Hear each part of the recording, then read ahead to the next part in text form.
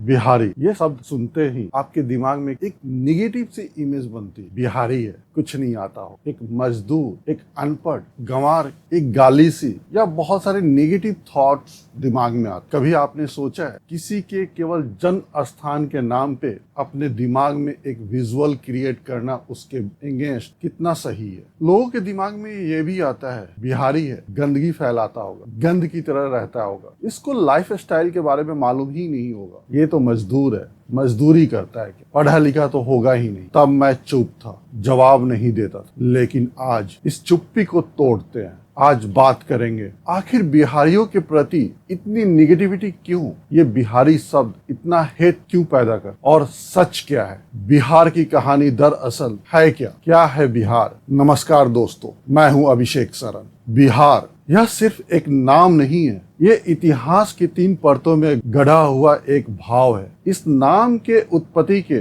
3 प्रमुख स्रोत मिलते हैं। पहला स्रोत पौराणिक काल से, मान्यता है भगवान शंकर की वास कैलाश में है। समय समय पर इस भूभाग पर वह विहार करने आते थे, वह घूमने फिरने, आराम करने इस भूभाग पे आते थे, इसलिए इसका नाम विहार पड़ा। दूसरा स्रोत पौराणिक काल के बाद यहाँ पर बौद्ध काल का व्यापक प्रसार हुआ। जगह जगह भव्य बौद्ध विहार, बौद्ध मठ, शिक्षा और साधन केंद्र स्थापित हुए। अधिक मात्रा में बौद्ध विहार होने के कारण इस भूभाग का नाम विहार पड़ा। तीसरा स्रोत हमें मुगल काल से मिलता। मुगल शासक इस प्रदेश की हरियाली और सुंदरता देख के इतने प्रभावित हुए कि उन्होंने इस प्रदेश का नाम बहार रखा। धीरे धीरे विहार और बहार शब्दों का मेल हुआ और लोगों के जुबान पे एक नया रूप लेकर आया बिहार। थोड़ा बदला हुआ उच्चारण, एक देसी स्वर, लेकिन वही पुराना आत्मा। यानी कि बिहार नाम अपने भीतर समेटे हुए है आस्था, ज्ञान और सुंदरता की तीनों धाराएं। यह नाम खुद एक इतिहास है जो हजारों सालों से बोलता चला आ रहा है। दोस्तों, बिहार वही भूमि है जहां से मानव सभ्यता की शुरुआत हुई। जी हाँ दोस्त, मैं बात कर रहा हूँ आदिमानव काल।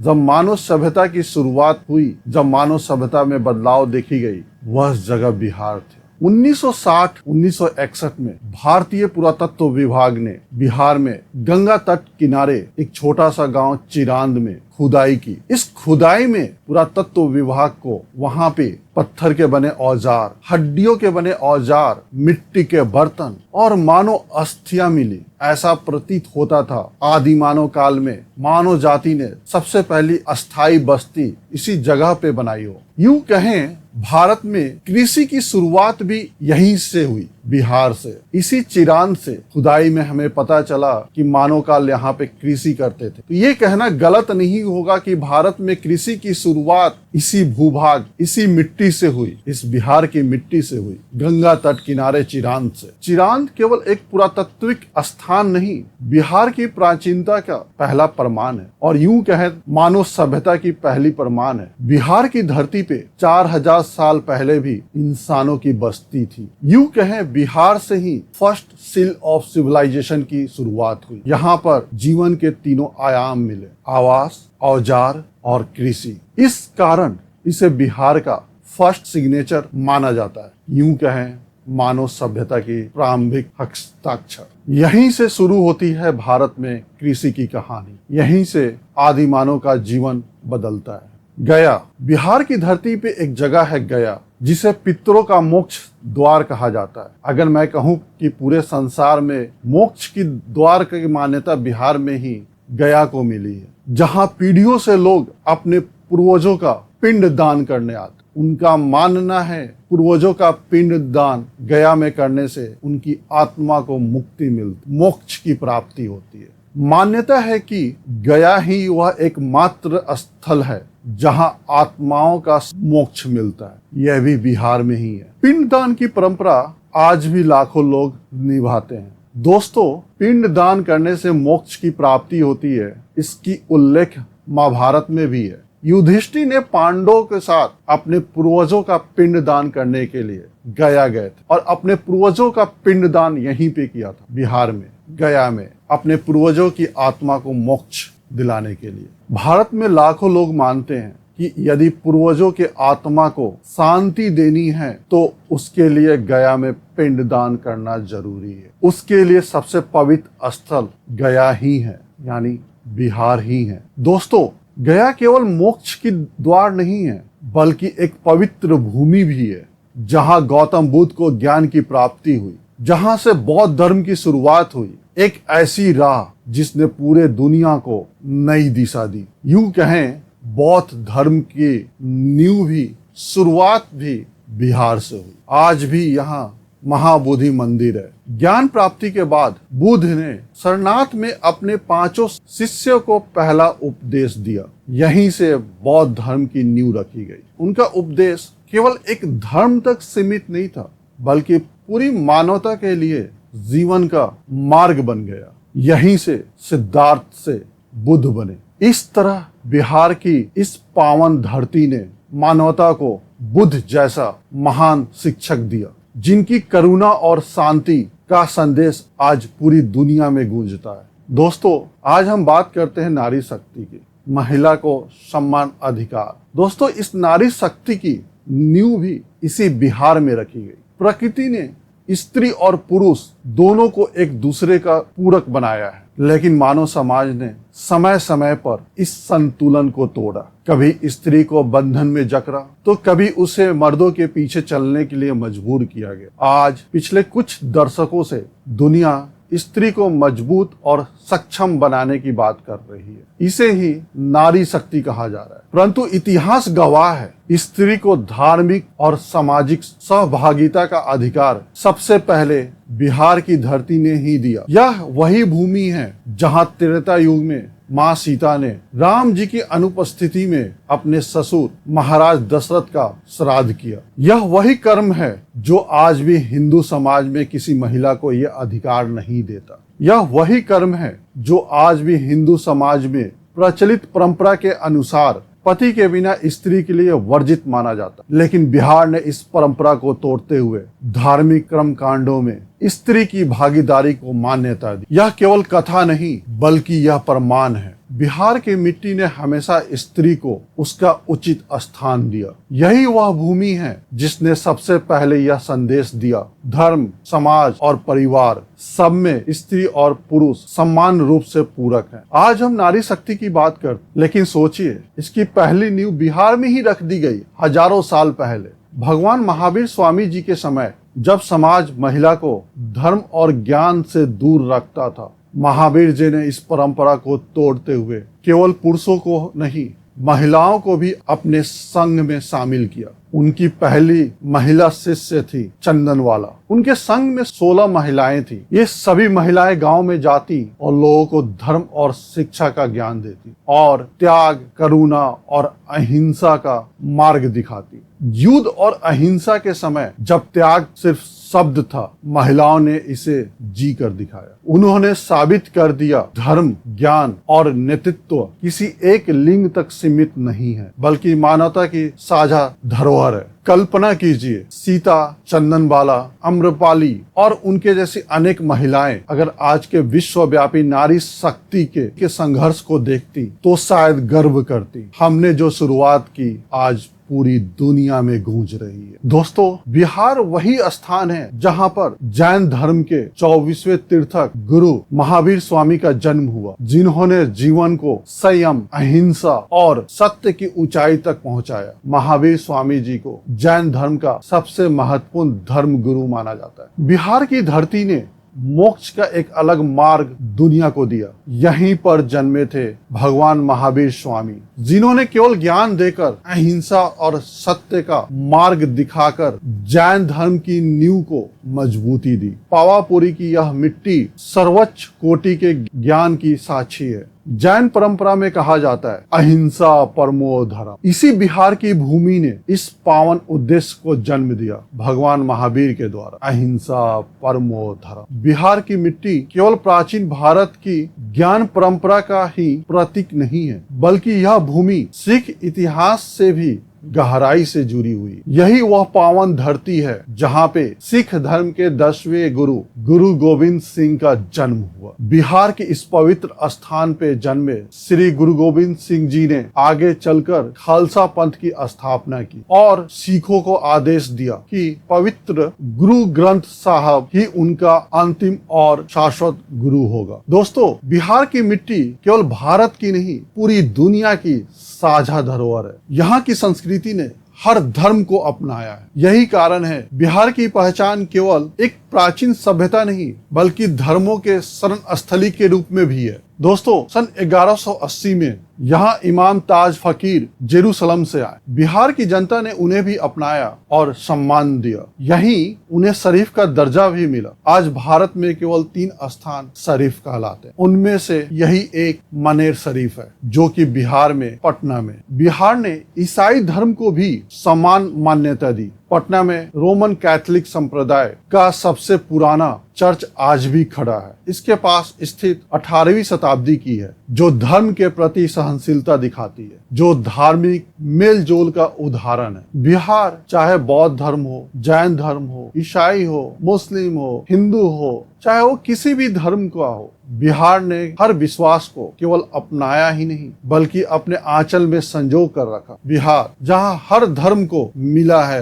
बराबरी का स्थान। दोस्तों, बिहार की धरती केवल धर्म और संस्कृति की ही नहीं, बल्कि ज्ञान और शिक्षा का भी केंद्र रही है। अगर इतिहास के पर्दे को हटाएं तो प्रमाण मिलता है कि यही वह भूमि है जिसने उच्च कोटि के शोध और ज्ञान को जन्म दिया। आज जब हम बेहतरीन यूनिवर्सिटी की बात करते हैं तो हमारे दिमाग में क्या आता है? ऑक्सफोर्ड और कैम्ब्रिज जैसे नाम आते हैं। लेकिन क्या आप जानते हैं, आज से 1500 साल पहले कहानी कुछ और ही थी। तब बिहार में थी एक ऐसी यूनिवर्सिटी जो आज पूरी दुनिया की सबसे पुरानी यूनिवर्सिटी कही जाती है, नालंदा विश्वविद्यालय। दोस्तों, नालंदा शब्द का अर्थ होता है ऐसा उपहार जिसकी कोई सीमा ना हो, जैसा नाम वैसा काम। इस यूनिवर्सिटी में ज्ञान का भंडार था। यहाँ सिर्फ धार्मिक ग्रंथ ही नहीं, लिटरेचर, साहित्य, दर्शन, कानून, चिकित्सा और तर्क शास्त्र जैसे अनेक विषय पढ़ाए जाते थे। और तो और हर सब्जेक्ट का भरपूर ज्ञान देने के लिए बनाई गई थी 9 मंजिला लाइब्रेरी, जिसमें 90 लाख से ज्यादा किताबें, हस्तलिखित प्राचीन ग्रंथ मौजूद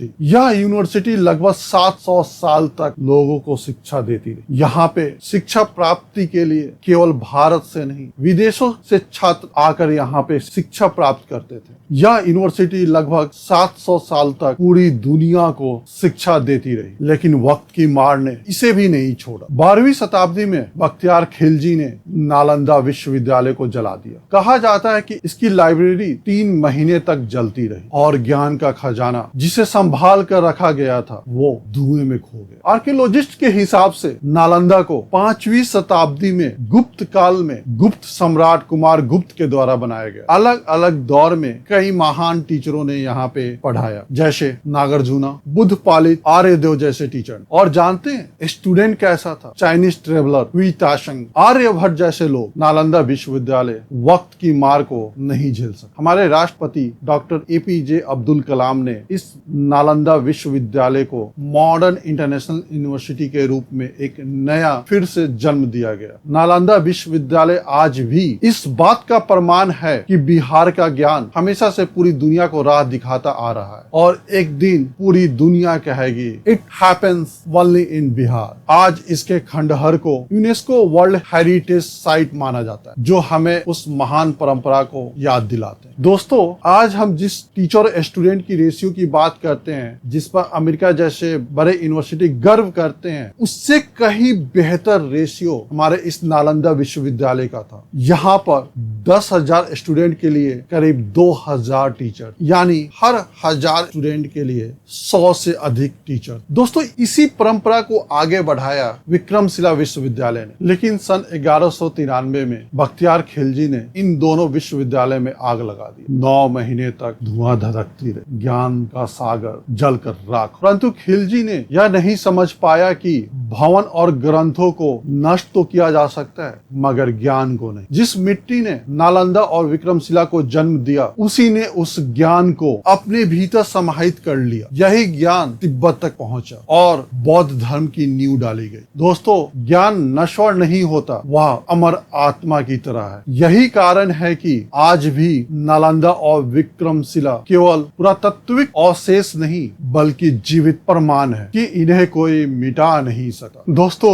यहीं की धरती पे महर्षि वाल्मीकि ने मूल रामायण की रचना की। दोस्तों, बिहार की भूमि केवल इतिहास नहीं, यह ज्ञान की शाश्वत गंगा है। यह संदेश देती है कि भवन जल सकते हैं, ग्रंथ भस्म हो सकते हैं, लेकिन ज्ञान कभी समाप्त नहीं होता। नालंदा और विक्रमशिला दोनों ही भले नष्ट हो गए हों, लेकिन उनकी आत्मा आज भी जिंदा है, क्योंकि ज्ञान कभी जलाया नहीं जा सकता, वह पीढ़ी दर पीढ़ी अमर रहता है। दोस्तों, बिहार की मिट्टी जितनी धर्म और शिक्षा की उर्वर भूमि रही है, उतनी ही राजनीति और शासन की भी जन्म भूमि है। दोस्तों, जब दुनिया केवल राजतंत्र को ही शासन की विधि समझती थी, तब उस समय वैशाली में लोकतंत्र फल फूल रहा था। यहीं से शुरू हुआ लोकतंत्र, यहीं खड़ा हुआ पहला साम्राज्य और यहीं से निकला वह धर्म जिसने पूरी मानवता को अहिंसा और करुणा का संदेश दिया। यह है बिहार। आज जब पूरी दुनिया लोकतंत्र पे गर्व करती है, लेकिन क्या आप जानते हैं कि इसकी जड़ें बिहार की धरती है? जी हाँ दोस्तों, लोकतंत्र की शुरुआत बिहार से हुई। वैशाली में ईसा पूर्व 6वीं शताब्दी में लिच्छवी गणराज्य दुनिया का पहला लोकतांत्रिक गणराज्य बना। यह गण यानी चुने हुए प्रतिनिधि मिलकर निर्णय लेते थे। एक तरह से आधुनिक लोकतंत्र की नींव यहीं से पड़ी। कहते हैं वैशाली की नगर सभा में 7007 सदस्य थे और सभी की राय से कानून बनते थे। इस गणराज्य ने उस समय यह संदेश दिया कि राज करना केवल राजा का अधिकार नहीं, बल्कि जनता की सहभागिता भी महत्वपूर्ण है। यहाँ जनता अपने नायकों की चुनाव करती थी, यानी लोकतंत्र की असली शुरुआत इसी धरती से हुई, बिहार। फिर इसी मिट्टी ने जन्म दिया चंद्रगुप्त मौर्य और सम्राट जैसे महान शासकों को। पाटलिपुत्र से फैला मौर्य साम्राज्य एशिया का सबसे बड़ा साम्राज्य बना। यहाँ के गणराज्य परिषद को स्वयं बुद्ध ने देवताओं का परिषद कहा था। यहीं से दुनिया को पहली बार लोकतंत्र की अवधारणा मिली, वह व्यवस्था जिससे आज पूरी दुनिया सर्वोत्तम मानती है। वैशाली से 150 किलोमीटर दूर राजगीर और पाटलिपुत्र, यहीं से भारत का पहला साम्राज्य उभरा। पाटलिपुत्र, जिसे पटन देवी के नाम से प्रतिष्ठित किया गया, दुनिया की सबसे लंबे समय तक राजधानियों में से एक है। रोम पहले स्थान पे है और पाटलिपुत्र दूसरे। यहीं की धरती पे आचार्य चाणक्य ने अखंड भारत वर्ष की परिकल्पना की। उन्होंने सिद्ध किया कि केवल राजा का पुत्र ही राजा नहीं हो सकता, एक सामान्य बालक भी राजा हो सकता। एक सामान्य बालक चंद्रगुप्त आचार्य चाणक्य के मार्गदर्शन से सम्राट बना। यह समता मुल्क समाज के निर्माण की दिशा में पहला निर्णायक कदम था। चंद्रगुप्त का उत्तराधिकारी अशोक प्रारंभ से साम्राज्य विस्तार का प्रतीक बना। उसका साम्राज्य आज के ईरान के सीमा तक फैला। सम्राट अशोक, जिन्होंने अंग्रेजों से पहले पूरे भारत के भूभाग पर राज किया। सम्राट अशोक के बारे में कहा जाता है, उन्होंने अपने 40 साल के शासन काल में पूरे भारतीय महाद्वीपों को, पाकिस्तान, अफगानिस्तान, बांग्लादेश, पूरे भारत पे उन्होंने शासन किया और यूं कहें भारतीय महाद्वीपों को संगठित कर दिया एक शासन के नीचे। चार्ल्स एलन अपनी किताब Ashoka the search for India's lost empire में लिखते हैं, अशोक को सही मायने में भारत का संस्थापक पिता कहा जा सकता है। वो पहले शासक थे जिन्होंने भारत को एक राष्ट्र के रूप में पिरोया। इतना ही नहीं, महात्मा गांधी से कहीं पहले उन्होंने ही अहिंसा की अवधारणा की शुरुआत। वो शायद दुनिया के पहले राजा थे जिन्होंने एक कल्याणकारी राज्य की स्थापना की। कभी इस धरती ने एक ऐसा सम्राट देखा जिसकी तलवार से साम्राज्य कांप उठते थे। सम्राट सम्राट अशोक मौर्य वंश का यह तेजस्वी राजा पाटलिपुत्र आज का पटना से अपना विशाल साम्राज्य चलाता था। अशोक का प्रारंभिक जीवन युद्ध, शक्ति और विस्तार में डूबा था। कलिंग युद्ध के बाद जब हजारों शवों की ढेर उसने अपने ही आंखों से देखा, तब उसके भीतर एक गहरा परिवर्तन हुआ। वो समझ गया कि सच्ची विजय रक्तपात में नहीं बल्कि धर्म, कल्याण और शांति में। बिहार की पवन धरती ने इस सम्राट को, इस महान राजा को बुद्ध के उपदेशों से परिचित कराया। अशोक ने बौद्ध धर्म को अपनाया, इसे दूर दूर तक फैलाया। आज भी एशिया के कई देशों में बौद्ध धर्म के प्रसार का श्रेय इसी बिहार के पुत्र सम्राट अशोक को जाता है। बिहार ने सम्राट अशोक को चंड अशोक से धर्म अशोक बना दिया। उसने विजय की परिभाषा बदली, सीमाओं को नहीं बल्कि दिलों को जोड़ना शुरू किया। उसने स्तूपों और अशोक स्तंभ का निर्माण कराया, जिस पर अंकित शिलालेख आज भी उसके न्यायप्रिय, दयालु और दूरदर्शी शासन की गवाही देते हैं। अशोक सिर्फ एक राजा नहीं था, वह विचारों का विजेता था, जिसने दिखाया कि सबसे बड़ा साम्राज्य वह है जो लोगों के दिल पर शासन करता है।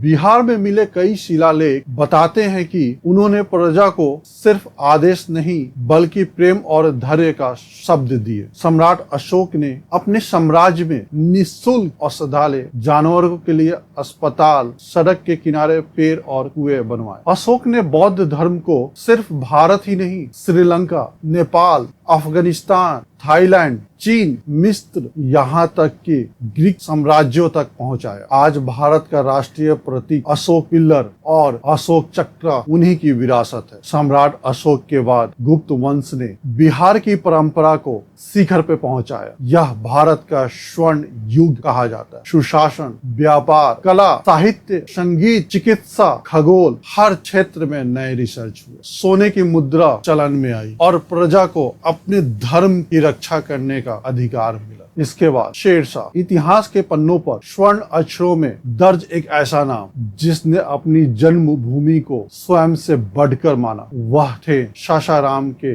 महान दूरदर्शी शासक शेरशाह सूरी। केवल 5 वर्षों के अपने शासन काल में शेरशाह ने मौर्य और गुप्त वंश की प्रशासनिक परंपरा को नई ऊंचाई तक पहुंचाया। उसने शासन व्यवस्था में आमूलचूल बहुत सारे परिवर्तन किए। मुद्रा के रूप में रुपया चलाया। हाँ दोस्तों, भारत में पहली बार रुपया बिहार से शुरू हुई। शेरशाह सूरी ने 1542 के ईस्वी के आसपास पहली बार रुपया नामक चांदी का सिक्का जारी किया था। इसका वजन लगभग 178 ग्रेन 178 ग्रेन लगभग 11.66 ग्राम रखा गया था। यह रुपया 40 दाम तांबे के सिक्के के बराबर माना जाता था। शेरशाह सूरी की यह मुद्रा व्यवस्था इतनी सटीक और प्रभावी थी कि आगे चलकर मुगल, अंग्रेज और आधुनिक भारत ने भी इसी प्रणाली को आधार बनाया। शेरशाह सूरी ने डाकघर की स्थापना की, पुलिस बल का गठन किया और अनेक ऐसे उपाय लागू किए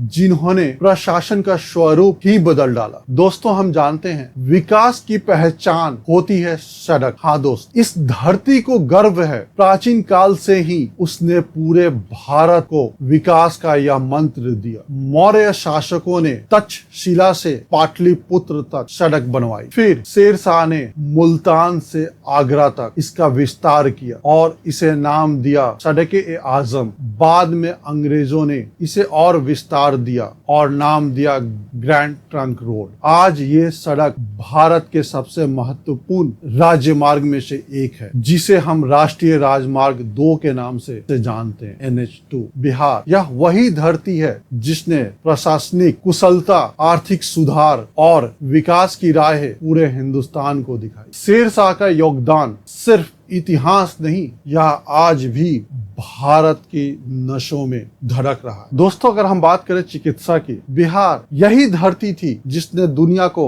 आयुर्वेद से परिचित कराया। आचार्य चरक ने ईसा पूर्व 3री शताब्दी में ही लिखा कि गर्भ का लिंग शुक्राणु निर्धारित करता है, अंडाणु नहीं। यह इस मिट्टी की दूरदर्शिता थी जो अपने समय से शताब्दियों आगे खड़ी थी। धर्म, शिक्षा और राजनीति तीनों के संगम से बनी यह भूमि भारत ही नहीं पूरी दुनिया का धरोहर है। यहाँ की मिट्टी कहती है साम्राज्य मिटते हैं, ग्रंथ जलते हैं, लेकिन विचार और ज्ञान सदा जीवित रहते हैं। दोस्तों, बिहार ही वह धरती है जिस पर शून्य की खोज, गणित और सौरमंडल की अद्भुत ज्ञान से खगोल विज्ञान में क्रांति लाने वाले महान गणितज्ञ आर्यभट्ट की भूमि है। यह वही धरती है जहाँ विष्णु शर्मा जैसे विद्वानों ने जन्म लिया। यही वह भूमि है जहाँ कालिदास ने अभिज्ञान शाकुंतलम जैसी अमर कृति की रचना की, जहाँ वात्स्यायन ने कामसूत्र जैसे ग्रंथ लिखकर मानव सभ्यता को एक नया दृष्टिकोण दिया। इतिहास के अत्याचारियों ने जब यहाँ की संस्कृति को रौंदने का प्रयास किया, तब भी यह भूमि अपने प्रभाव से अछूती नहीं रही। यही कारण है कि विदेशी यात्री जब यहाँ पहुंचे तो उन्होंने इस अद्भुत प्रदेश को अपनी भाषा में बिहार कहा, जो कालांतर में इसी नाम से जगत भर में प्रसिद्ध हुआ। दोस्तों, भारत की आजादी की इतिहास अगर एक गाथा है तो बिहार उसकी सबसे तीखी, सबसे जीवित पंक्ति है। यहाँ की मिट्टी सिर्फ अन्न नहीं, क्रांति भी उगाती है। हाँ दोस्तों, यहाँ के लोग सिर्फ इतिहास पढ़ते नहीं, उसे बनाते हैं। बिहार को क्रांति का जननी कहना गलत नहीं होगा, या यूं कहें बिहार क्रांति का जननी है। खास तौर पे भारत की आजादी में, और यूं कहें भारत को आजादी दिलाने में आजादी की जो नींव रखी गई वो बिहार से रखी गई। दोस्तों, 1857 यही वह साल था जब भारत की धरती पर आजादी के नए सफर की पहली गूंज सुनाई दी, और इस गूंज की सबसे बुलंद आवाज आई बिहार से। जब अधर्म और असत्य ने सर उठाया, जब दूसरों की सत्ता ने देश की सांसें घोटनी शुरू की, तब बिहार ने हर बार अपने आंचल से किसी न किसी क्रांति पुत्र को जन्म दिया। सबसे पहला नाम जगदीशपुर के वीर बाबू कुंवर सिंह, 80 वर्ष के उम्र में तलवार उठाकर अंग्रेजी साम्राज्य को चुनौती देने वाले, खेतों से क्रांति बोने वाले उस मिट्टी के सपूत जिसने कहा अगर लड़कर मरना पड़े तो भी गुलामी में जीने से बेहतर है। बिहार की नई उड़ान 1857 में सिपाही विद्रोह से शुरू हुई। यह सिर्फ विद्रोह नहीं बल्कि भारत की आजादी की शुरुआत थी। यह वह बीज था जिससे स्वतंत्रता की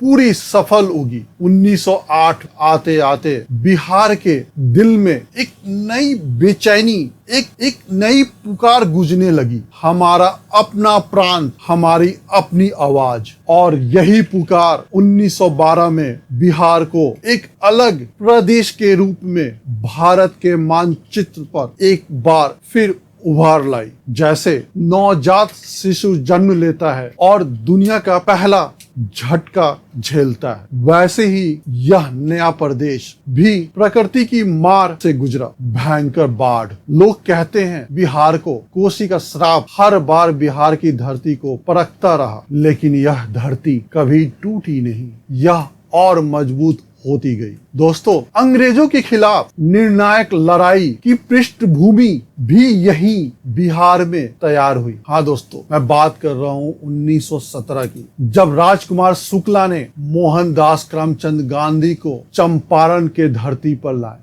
यहीं गांधी जी ने किसानों का पीड़ा समझा, यहीं उनका पहला सत्याग्रह हुआ। यहीं गांधी सिर्फ नेता नहीं बापू बने, पूरे राष्ट्र के पिता समान। यहीं से अंग्रेजी हुकूमत को पहली बड़ी नैतिक हार मिली और दुनिया ने देखा जब बिहार की मिट्टी गर्म होती है तो साम्राज्य की नींव हिल जाती है। 1921 में महात्मा गांधी ने अपनी सहयोगी मीराबेन को एक पत्र लिखा था। उस पत्र में उन्होंने लिखा था, मुझे बापू की उपाधि बिहार ने दी है। बिहार के किसानों ने गांधी जी को अपना बापू कहकर पुकारना शुरू किया। इस प्रकार बिहार की वह धरती जिसने गांधी जी को बापू बनाया और उनके नेतृत्व को राष्ट्रीय स्तर पे स्थापित किया। 1929 किसान आंदोलन। आज हम किसान की बात करते हैं दोस्तों, इसकी भी नींव कहीं ना कहीं बिहार से शुरू हुई किसान आंदोलन के रूप में। सन था 1929। बिहार के खेतों से उठी हुंकार। शोषित किसान अब चुप नहीं रहे। जमीन के अन्याय और ऊंचे लगान के खिलाफ उन्होंने अपनी आवाज बुलंद की। यह सिर्फ विरोध नहीं बल्कि सम्मान और अधिकार की लड़ाई थी, जिसने पूरे देश के किसान आंदोलन की नींव रखी। दोस्तों, गांधी जी द्वारा पहला बुनियादी विद्यालय 1939 में तथा 1945 में महिला चरखा समिति बिहार में ही स्थापित हुई। जब पुरुष जेल गए तब बिहार की महिलाओं ने स्वतंत्रता की मशाल थाम ली। 1939 में महिला चरखा समिति ने खादी चरखा और स्वदेशी के जरिए आंदोलन को घर घर पहुंचाया। बेगम हजरत महल, अनुग्रह नारायण और अनगिनत अज्ञात महिलाएं इस क्रांति की ताकत बनी। बिहार ने साबित किया क्रांति सिर्फ तलवार से नहीं, सुई धागे और चरखे से भी होती है। जब गांधी जी ने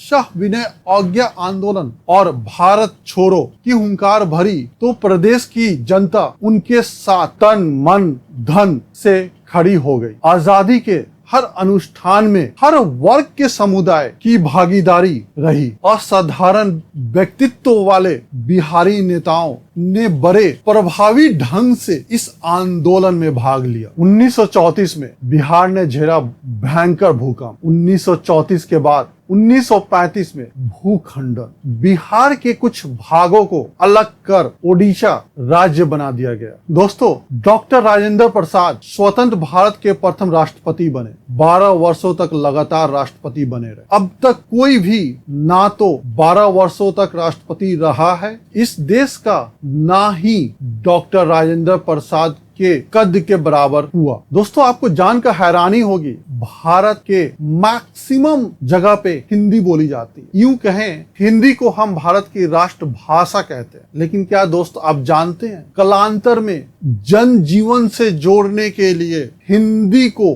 राज्य भाषा का पहला सम्मान यही मिला बिहार में, और उर्दू को दूसरी सरकारी भाषा का। बिहारियों का हिंदी का मजाक उड़ाया जाता है पूरे देश भर में। यह ध्यान देने वाली बात है कि आज भी 90% बिहारियों का मातृभाषा हिंदी नहीं है। बिहारियों का मातृभाषा भोजपुरी, मैथिली, मगही जैसे लोकल लैंग्वेज है। जिस समय बिहार ने देश में सबसे पहले हिंदी को राष्ट्रभाषा का सम्मान दिया था, उस समय तो 99% बिहारियों की मातृभाषा हिंदी नहीं रही होगी, यह तय है। फिर भी यह बिहारियों का राष्ट्र भाव, राष्ट्र से जुड़ी हुई हर चीज के प्रति सम्मान और राज्य से पहले राष्ट्र को प्राथमिकता देने का जो संस्कार रहा है, उसका प्रमाण है। हाँ दोस्त, उदाहरण है खास तौर उन लोगों के लिए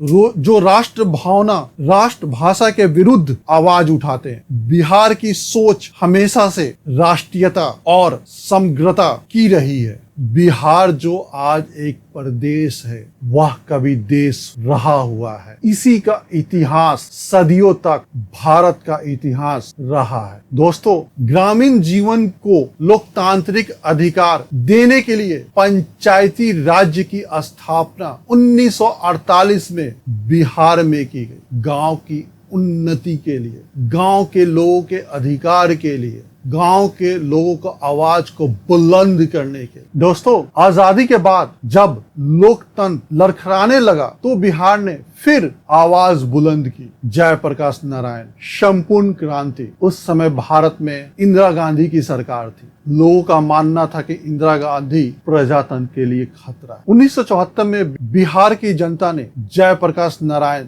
जेपी के नेतृत्व में संपूर्ण क्रांति का बिगुल फूका। किसान, छात्र और आम लोग सब एक साथ खड़े हुए। भ्रष्टाचार और अन्याय के खिलाफ आवाज इतनी जोरदार थी कि दिल्ली की सत्ता हिल गई। इंदिरा गांधी की सरकार चली गई। आजादी के बाद पहली बार बिहार की जनता ने दिखाया कि जब बिहार उठता है तो सत्ता भी झुकती है। इसी आंदोलन के दबाव में इंदिरा गांधी की सरकार को जनता के सामने हार माननी पड़ी। जब जब भारत ने करवट ली है, उसकी नींव में बिहार की मिट्टी गूंजी है। यह धरती सिर्फ भूगोल नहीं, यह विचार है। एक विचार जो कहता है भारत को बदलना है तो पहले बिहार की मिट्टी को छूना होगा। धन्यवाद दोस्तों। आप क्या सोचते हैं बिहार के बारे में कमेंट में जरूर लिखिए। और आप कहां से हैं,